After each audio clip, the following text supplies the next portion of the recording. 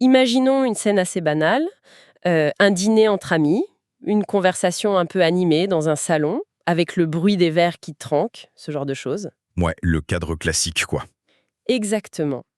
Et au milieu de tout ça, il y a une personne assise là, qui sourit, qui hoche la tête et qui relance même la discussion. De l'extérieur, le tableau est parfait. Rien ne dépasse, en apparence. C'est ça.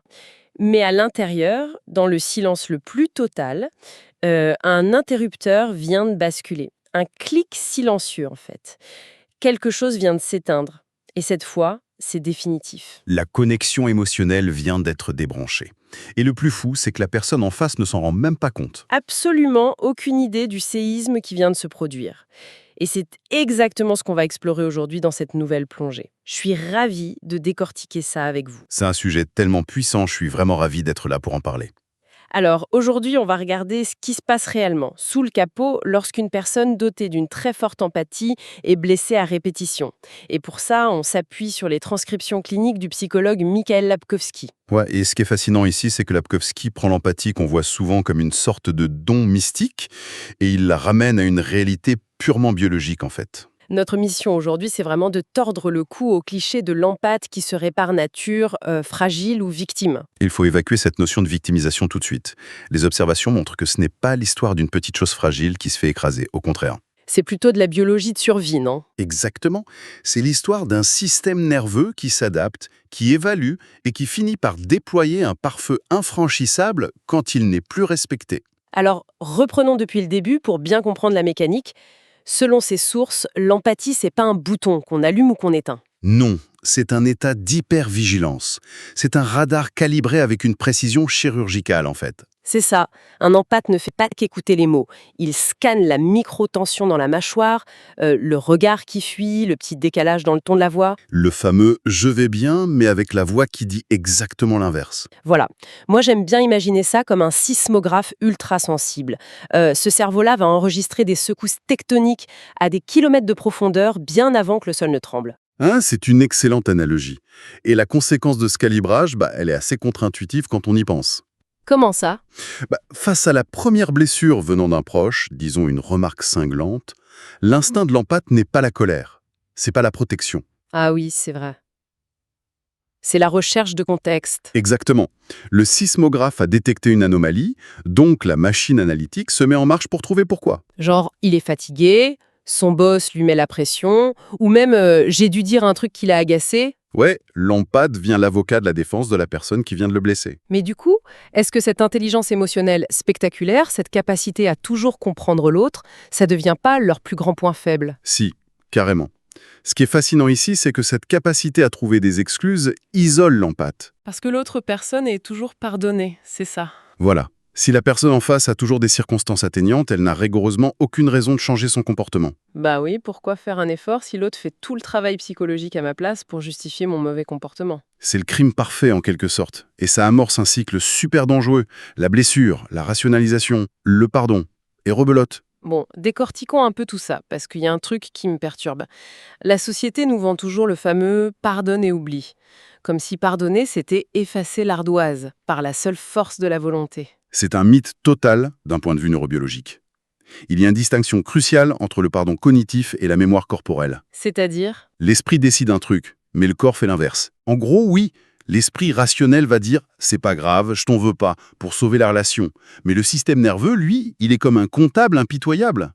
Un comptable impitoyable, j'adore l'image. Bah oui, il tient un registre. Une remarque blessante, hop, une ligne dans la colonne des dettes. Une promesse non tenue, une autre ligne. Donc le corps encaisse en silence, même si l'esprit dit que tout va bien. Comment le corps fait-il concrètement pour se rebeller contre ça? À force de répétition, on atteint ce que Lapkovski appelle l'émergence du schéma. C'est un moment de clarté silencieuse. Ah, le moment où on réalise que c'est plus un accident. C'est ça. Les incidents cessent d'être des exceptions. Ça devient évident que ce n'est pas juste un comportement sous pression, c'est le trait de caractère de la personne. Le fameux schéma. Mais avant d'arriver à cette clarté, il y a une phase que je trouve terrifiante dans les sources. C'est l'érosion de la confiance en soi. Ouais, c'est sans doute la phase la plus destructrice. C'est là que ça devient vraiment intéressant, avec un côté un peu sombre. L'empathe arrête de remettre en question l'autre et retourne sa puissance d'analyse contre lui-même. Le doute s'installe. Est-ce que j'ai mal compris? Est-ce que je suis trop sensible? Ça me fait penser à une analogie. Imaginez un musicien avec l'oreille absolue. Il entend un la parfait, c'est naturel pour lui. Et quelqu'un lui dit que c'est un do, c'est ça? Exactement. Tout le monde lui répète que ce qu'il entend est fou. Au début, il sait qu'ils ont tort, mais à force, il commence à se convaincre que son oreille est défectueuse. C'est tragique. Remettre en cause sa propre perception, c'est détruire son outil principal d'interaction avec le monde. Ça détruit son identité profonde. Mais ma question c'est, pourquoi cette érosion interne passe complètement inaperçue aux yeux de l'entourage?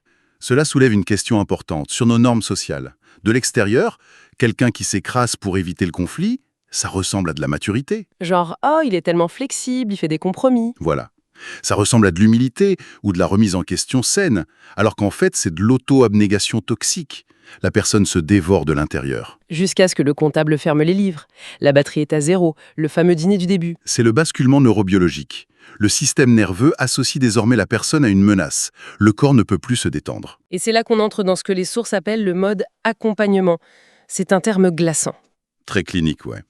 L'empathe est physiquement là, il sourit, il fonctionne, mais le lien émotionnel est coupé. Il fait acte de présence, quoi. C'est ça. La relation est devenue un pur travail de régulation de l'anxiété. L'accès à son intériorité est fermé à double tour. L'empathe arrête enfin de se demander comment sauver cette relation pour se demander qu'est-ce que cette relation est en train de me faire. Le pivot est total. Mais il y a un truc très tragique là-dedans. L'entourage trouve souvent ce départ soudain, voire cruel. Il ne voit pas que l'empathe a déjà fait le deuil de la relation en silence des mois à l'avance. Ah bah de l'extérieur, ça sort de nulle part. Mais pourquoi l'empathe ne demande-t-il pas des comptes à ce moment-là? Pourquoi il ne fait pas de scène, genre claquer la porte en hurlant? Si l'on relie cela à la situation dans son ensemble, c'est très logique. La douleur inexpliquée crie pour obtenir des réponses. Ouais. Mais la douleur comprise, le fameux schéma qu'on a évoqué, n'a plus besoin d'explication. Faire une scène, ça demande de l'espoir. Ah, waouh, la colère explosive est un signe d'espoir. Oui, parce que ça veut dire qu'on croit encore que l'autre peut changer. L'empathe, à ce stade, sait que rien ne changera à moins de détruire le système entier. Donc, il se tait pour survivre. C'est une mesure de réanimation. On coupe l'hémorragie, ce qui nous amène à la dernière phase. La renaissance, l'après. Une phase très intéressante où tout se reconfigure. Les sources montrent 3 conséquences majeures. D'abord, les standards changent drastiquement. Ensuite, le rapport à la solitude est bouleversé. La solitude devient un espace d'équilibre, un sanctuaire même. On est libéré de la pression de devoir s'adapter en permanence à l'humeur d'un autre. Et enfin, le cercle social se rétrécit énormément. L'empathe ne garde que des personnes avec qui le système nerveux n'est pas en alerte. Un tri très sélectif, oui. Alors, qu'est-ce que tout cela signifie au fond? Comment faire la différence entre une personne qui s'est murée dans la méfiance par pur cynisme et un empathe qui a juste mis à jour son système de sécurité? La différence est fondamentale. Le cynique, il se ferme à l'amour. Il pense que tout le monde est toxique. Il perd sa capacité de connexion. Exactement. L'empathe blessé, lui, ne devient pas imperméable à l'amour. Il devient intolérant à l'inauthenticité. C'est joliment dit. Il refuse de masquer ses ressentis. Il a compris que l'empathie sans limite n'est pas une vertu, c'est un suicide émotionnel. Il choisit enfin de respecter sa propre valeur. C'est tellement puissant comme perspective. C'est vraiment un rappel chaleureux et clair qu'on veut offrir aujourd'hui. Si vous voyez un ami hypersensible réduire son cercle social ou s'éloigner, ce n'est pas une régression, hein. Non, pas du tout. Ce n'est pas une perte. C'est l'aboutissement d'un long voyage vers la préservation de soi. C'est un acte de justesse, une condition sine qua non pour toute vraie intimité future. C'est une vraie libération de comprendre cette architecture mentale. Ça permet de ne plus se sentir écrasé par la culpabilité quand on a besoin de se retirer. Tout à fait, on arrête de se pathologiser. Et pour clôturer cette exploration, j'aimerais poser une idée un peu provocatrice, inspirée par tout ce qu'on vient de dire, pour prolonger la réflexion. Je vous écoute. Si notre système nerveux a la capacité de se reconfigurer si radicalement pour nous protéger d'un lien toxique jusqu'à éteindre nos émotions, est-il possible que certaines de nos douleurs physiques inexpliquées, Ah, je vois où vous voulez en venir. Que cette fatigue chronique constante ou ces blocages physiques ne soient pas des maladies à proprement parler, mais plutôt la tentative ultime, viscérale, de notre corps pour nous forcer à quitter un environnement destructeur. Avant même que notre esprit rationnel soit prêt à l'admettre. C'est vertigineux comme idée. Le corps qui tire la prise parce que l'esprit s'obstine à pardonner. Voilà une vraie question à méditer jusqu'à notre prochaine plongée. Merci de nous avoir accompagnés dans cette analyse fascinante. Merci, c'était un vrai plaisir de décortiquer tout ça. Prenez soin de votre sismographe interne et à très vite pour une nouvelle exploration.